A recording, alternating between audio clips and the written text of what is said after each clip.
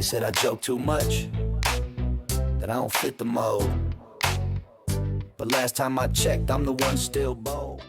Welcome to the Heart and Hustle Podcast. I'm your host, Homer Hargrove, and today we are going to be pulling back the curtain of strategy, and we're going to talk about the deep self-leadership required to be able to protect your relationships during whatever kind of hustle you're trying to have. And specifically, we are going to dive into the topic that most of us avoid until it's too late. That's conflicts. And I'm excited because today's episode, I'm going to be pulling directly from the framework of my book, Handling Conflict, saying what needs to be said without burning it all down. And I want us to start with a basic truth. That is, conflict is completely inevitable. But escalation is that choice that we have. That's our agency. And part of why conflict feels so terrifying to most of us is because it is genuinely difficult. The moment someone disagrees with you or me, criticizes us, or crosses a boundary, our biology just takes over. We go into this hardwired mode of interpreting confrontation as a threat. And it sets off our nervous system to go into that fight or flight or freeze mode. And when that alarm goes off, we lose a grip on our best selves. We default to our automatic, unedited impulses. And for some of us, that looks like aggression, lashing out, defending our ego, exploding, trying to win the argument at all costs. And for others, it looks like passivity, just completely shutting down, avoiding the person, withdrawing, and just saying, it's fine. Yeah, I'm sorry. You're just trying to end the conversation, even though you have all of this tornado inside. It's everything is burning, but you're like, it's fine. We can just move on. See, the true self-leadership under pressure requires this third path, which is this calm, assertive shift. It means getting out of your reactive reptile brain and stepping into this, back into my rational mind, so that I can say exactly what I want to say. And I'm going to do so without burning this bridge in the process. I'm not going to burn this relationship down.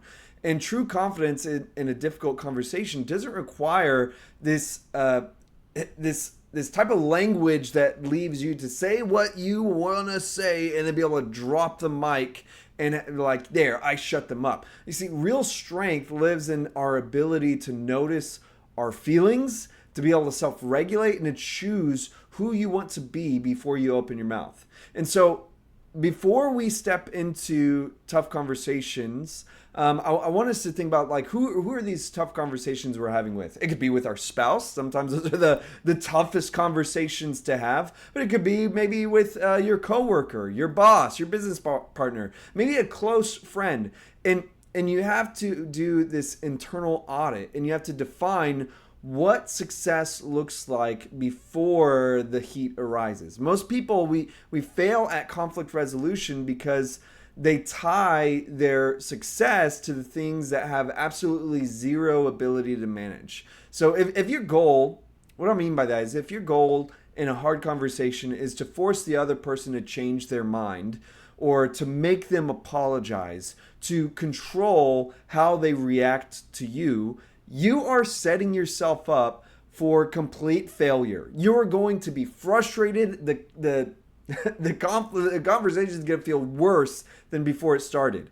And so let's establish a baseline of what you can and cannot control when you're having these kinds of these difficult conversations, these conflicts. So what you cannot control, you can't control other people's emotional reactions. It's not your job to decide whether they're allowed to be mad at this or that. That is their decision to make. That's their own agency.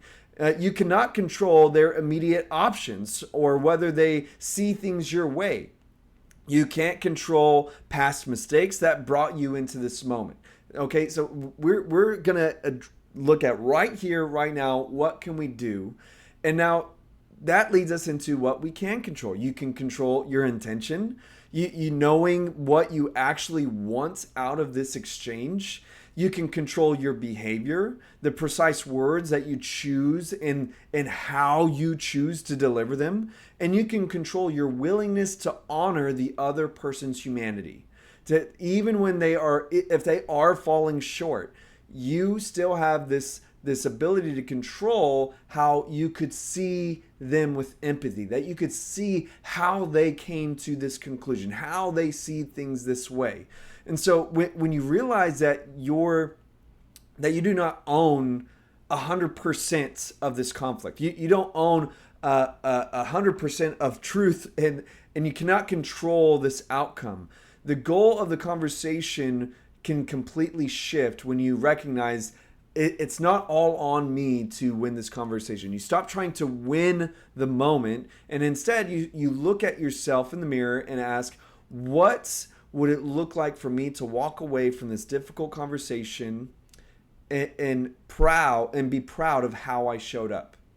How can I be proud of how I handled this conversation later? And when you tie this confidence to your own execution, your integrity, rather than just trying to tie it to validation, you become a lot more confident. You become a lot more unshakable when it comes to addressing confrontation.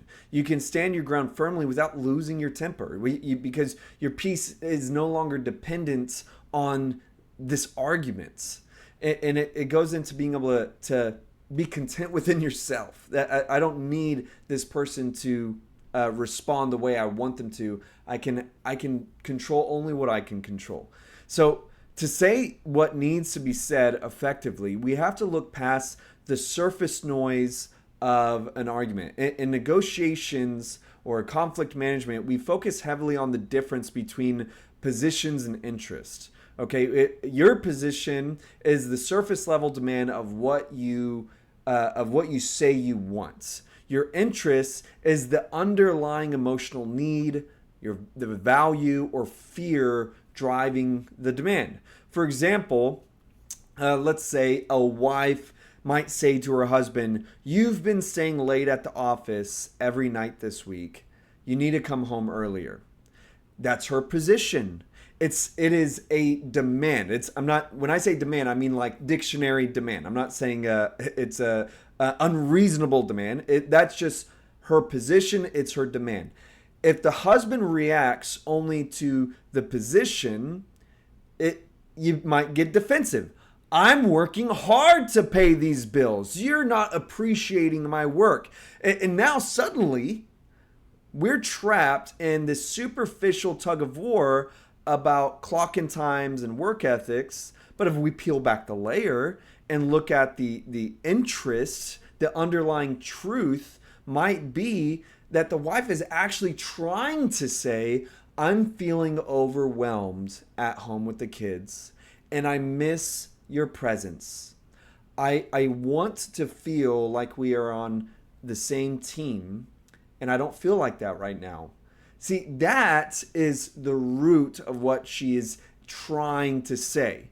And when you learn to pause and regulate your nervous system and identify your own interests, get genuinely curious about the other person's interests, the dynamic exchanges that happen. Instead of throwing accusations, you can start speaking to the root of the issue. You can stop labeling people or telling them how they are. See, what often happens is we respond, we react, and we'll say something like, "You're being completely inconsiderate," or "You never listen to me. You never appreciate my hard work." And you instantly force people to put on their armor and stop listening when you speak this way. Instead of labeling their character, focus entirely on describing your own experience and observations objectively. There's a profound difference between saying, "You always do this. You always shoot down my ideas," versus saying that the experience I'm having right now is that I don't feel heard when I pitch this new project. Your partner can't argue. They can argue with an accusation, but they can't argue with your honest experience. It lowers the defensiveness in the room, and it helps create a pathway towards mutual respect. Again, we are trying to, rather than making this conversation accusatory, this is your fault, you do this, you never do this. Now we're going to be objective. We're going to say, look, this is how I feel like my ideas aren't heard. I feel like recently I haven't felt appreciated. I'm not trying to say it's all your fault, but I feel like there's something we need to talk about. And when you are facing a looming conflict, you need to step out of the preparation loop and just execute it. Use some practical guardrails to guide your communication. First, state the objective facts first. Before you introduce your emotions, clearly outline the baseline reality without exaggeration, without blame, without judgment. Instead of saying, you never help around the house, state some of the facts. State it as facts. I noticed that I've been taking care of the house, the chores, by myself for the last 4 nights, the last 2 weeks. And see, now we're creating a baseline like, okay, this is true. Yeah, I can look at this and say this is facts. And it's keeping the baseline on facts. It helps prevent the other person from feeling instantly ambushed and gives you both a shared reality to stand on. Number 2 is express the interests with some I statements. Once the facts are on the table, look, this is what's been going on. This is what I've been noticing. Now you can share the impact using this transparent I statements. Clearly express your underlying need or boundary without being vague, without being passive aggressive, and without being apologetic. Say exactly what you need what you need firmly and respectfully. I am feeling really overwhelmed. I need us to be able to build a more balanced routine so that we can protect our peace when we spend time together. Because I'm overwhelmed. I stated the facts. I'm feeling overwhelmed. I'm not projecting that it's all your fault, but I'm saying that there's this problem here, this conflict, and I want us to be a team about solving it. Now that leaves us to number 3, actively listen and mirror. Conflict resolution is 50% about how you express yourself, and the other 50% is about your capacity to mindfully receive the other person.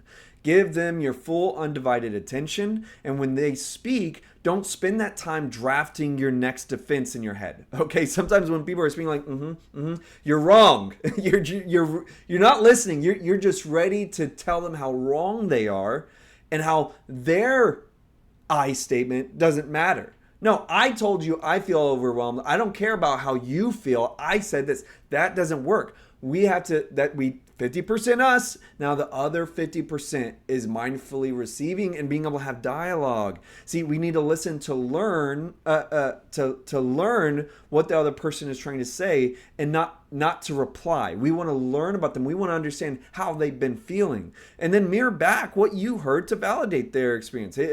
Even if you don't fully agree with their conclusions, you could still go about saying, I understand how you got there. So what I'm hearing you say is that you're carrying a lot of pressure at work right now. You're feeling a lot of pressure at work, and it feels like you're feeling like right now with what I'm bringing up, it feels like it's adding pressure to what the stress that you're already feeling. Is that what you're trying to say? Is that accurate? And now, again, it doesn't mean that it's we're trying to establish like, well, that's wrong or that's fair or that's unfair. It's this a single move where we're trying to disarm this defensiveness, and we're wanting to build trust instead. And so we're getting to resolutions, but we have to be able to handle this kind of dialogue first. Now, I want us to, as we wrap up today, I want to challenge you to stop running from the necessary friction in your life. A lot of us pride ourselves on being this idea that like, oh, I don't create drama. I'm good vibes. But the truth is we aren't often keeping the peace. We're just managing our own cowardice. We avoid hard conversations because we're afraid of the short-term discomfort. We completely forget that avoiding a conflict today just ensures a bigger explosion tomorrow. And there's so many people, whether it's in business, whether it's in marriages, relationships, there's so many times where there's this big falling out because somebody kept in something that bothered them for years, maybe months, but it's usually years, until at one point they cannot keep it anymore and they explode. And so I want you to look at your relationship right now with some honesty and think about, where are you holding back? Where are you trying to sweep under the rug? Where have you been swallowing your boundaries or letting resentment fester? If you feel resentful to the person that you're either working with, working for, living with, it is going to lead to some raw reactions later. You need to look at where am I building this unfiltered defensiveness? Take a deep breath and let's calm our nervous system down. Count to 10. I don't care. Just step away from that reptile brain when it's starting to come up, and remember that what you can actually control. Step into the room, calm. Step in that conversation, calm. Say what needs to be said. Focus on what we talked about today. Focus on the deeper interest. You want to protect the dignity of the other person too. You are looking at your dignity, and you also want to protect and respect the dignity of the other person. You want to refuse to burn it all down because I feel upset right now. I hope that's meaningful for you. I hope that what we talked about made a difference in your life. But until next time, have a good life. Then tell me why you still watch every move I take. You call me phony, now I'm just free. And if you still doubt me, go by my book. Yeah.